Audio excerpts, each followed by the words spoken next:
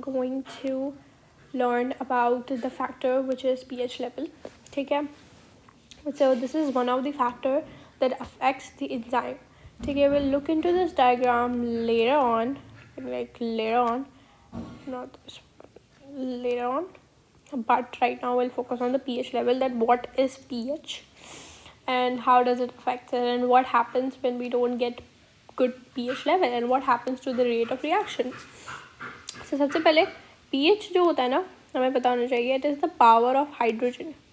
क्या होता है ये पावर ऑफ हाइड्रोजन, आयंस भी बोल सकते हैं. ठीक है, मतलब कि हमारी एंजाइम किन पीएच लेवल पे काम करती है. ये काम ऐसे करता है कि इसके पास पूरी एक हमारे पास रेंज होती है पीएच लेवल की, जो 1 से लेकर 12 तक हम लोग ऑलमोस्ट लेते हैं, उससे ज़्यादा भी होती है. ठीक है, अब इसमें क्या होता है, जो 7 होता है ना, दिस इज़ न्यूट्रल. ठीक है, 7 is considered as neutral pH level, कि भाई इस पर भी कुछ एंजाइम्स काम कर सकती हैं, इस पर भी कुछ काम कर सकती हैं. 7 के बाद जो 6 to 1 होती हैं लेटर ऑन, वो थोड़ी एसिडिक नेचर के अंदर काम करती हैं.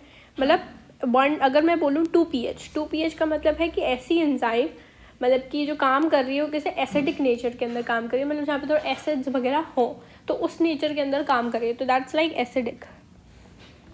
ठीक है, और ये जो हमारे पास 8 से लेकर 12 या उससे अब अगर लेते जाएं तो यहाँ पे हमारे पास बेस होती है.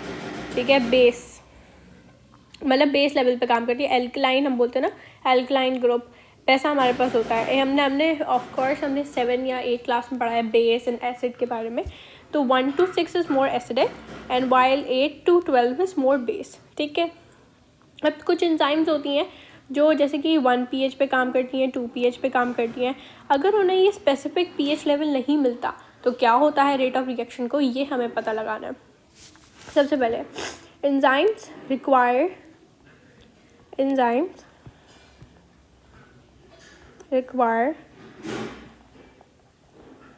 a specific pH level.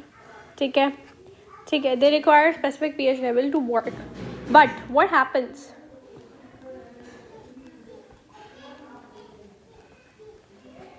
when they don't get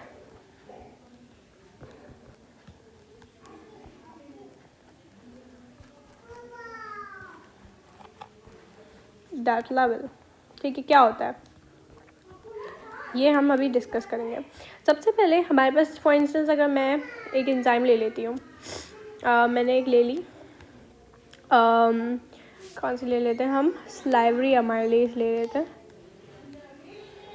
sorry, silvery लिख दिया मैंने फिर से. ठीक है, हम पेनक्रियाटिक ले लेते हैं, बेटर है. ठीक है, पेनक्रियाटिक अमाइलेज एंजाइम जो होती है ना, वो मोस्टली हमारे पास 6.5 या 6.5 नहीं 7.5. ठीक है, तो 6.5 नहीं, लाइक हम बात करें 7.5 या हमारे पास 8.5 इस pH लेवल पे काम करती है. ठीक है, अब क्या होगा अगर ये pH लेवल हमारी इस एंजाइम को ना मिले. व्हाट हैपन्स इज दैट कि अगर हमारे पास वो pH लेवल नहीं मिलता तो हमारी जो एंजाइम होती है ना, वो काम करना स्टॉप कर देती है. मतलब जो वो रिएक्शन कर रही होती है ना, तो वो स्टॉप कर देती है, लाइक लेजिटिमेटली उसे स्टॉप कर देती है. It stops the reaction. And जैसे ही फॉर इंस्टेंस अगर मैंने इसको pH लेवल दिया 5 तो काम नहीं करेगी, बट जैसे ही मैंने उसको pH देना है 7.5 तो वो काम करना स्टार्ट कर देगी. तो pH लेवल से ये डिफरेंस बनता है. फॉर इंस्टेंस जैसे कि पेनक्रियाटिक है, एमाइलेज है, तो वो जो है वो थोड़ा बेस में काम करती है. वाइल अगर मैं उसकी बात करूँ ना, पेप्सिन क्या होता है, हमारे पास ये हाईली एसिडिक नेचर के अंदर काम करती है, which means it works like 1.5 to 2.5 ऐसे नेचर में काम कर लेती है. ठीक है, ये हाईली एसिडिक होती है. अगर हम पेनक्रियाटिक की बात करें अमाइलेज की, तो 7.5 to 8.5 करती है. वाइल अगर मैं उसकी स्लाइवरी की बात करती हूँ जो हमारे माउथ के अंदर होती है, इट इज़ क्वाइट एसिडिक, जो 6.5 में काम करती है. ठीक है, उसके बाद अगर हम बात करें लाइपेज की, lipase also work in kind of 7.1 and 6.5 में. And we really need to remember कि वो किस pH में काम करती है. ताकि हमें ईज़िली अगर पेपर में कोई भी सवाल आता है तो हम इसे ईज़िली सॉल्व कर पाएँ। अब अगर हम ये देखें, इसमें वो बोलता है सब speed up catalase. The graph shows provide the rate of an enzyme control reaction changes with the pH.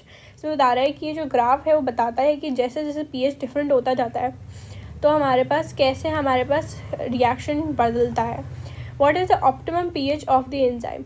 Optimum का मतलब होता है, एक होता है ऑप्टिमम टेम्परेचर। हमारी बॉडी का ऑप्टिमम टेम्परेचर होता है 37 डिग्री। मतलब कि अगर 37 डिग्री से अगर हमारा टेम्परेचर बढ़े, ठीक है, तो हमें बुखार होना स्टार्ट हो जाए, हमारी गर्मी, हमारी जो बॉडी वो गर्म होने लग जाती है, और उससे कम हो तो ऑफकोर्स सर्दी लग जाती है, मतलब कुछ हो जाता है ना हमारी बॉडी को। तो हर चीज़ का एक फिक्स टेम्परेचर होता है जिस पे वो काम करती है। तो 7 pH इज़ न्यूट्रल, तो ऑप्टिमम pH क्या होती है, 7 होती है। तो इसमें क्या हो रहा है एसिडिक है, ये गई 3 pH से लेके सबसे ज़्यादा ऑप्टिमम मतलब सबसे ज़्यादा रिएक्शन कहाँ हो रहा है, 7 pH पे हो रहा है। अगर 7 pH पे रखेंगे तो काम करेंगी, और ऐसे जा रहा है। तो 7 pH पे अगर हम देखें इसे तो ये सबसे ज़्यादा काम हमारे पास हो रहा है, तो ये ऑप्टिमम टेम्परेचर है। यहाँ पे केमिकल रिएक्शन क्या हो रहा है, यहाँ पे रिएक्टेंट से सबस्ट्रेट आ रहा है, एंजाइम बन रही है और प्रोडक्ट्स मिल रहे हैं। इसके अंदर क्या हुआ, सबस्ट्रेट इसके साथ ज्वाइन होता है, फिर रेट ऑफ रिएक्शन जैसे ही सबस्ट्रेट ज्वाइन होता है तो रेट ऑफ रिएक्शन बढ़ जाता है क्योंकि उसे pH मिल गया। Active side minus where the substrate binds with complementary weight. ये बोल रहा है कि active side and substrate complementary to each other होता है। ये यहाँ पे दिख भी रहा है, ठीक है, ये जो पूरा ना साथ मिल रहा है। तो this is what the pH level is morally about.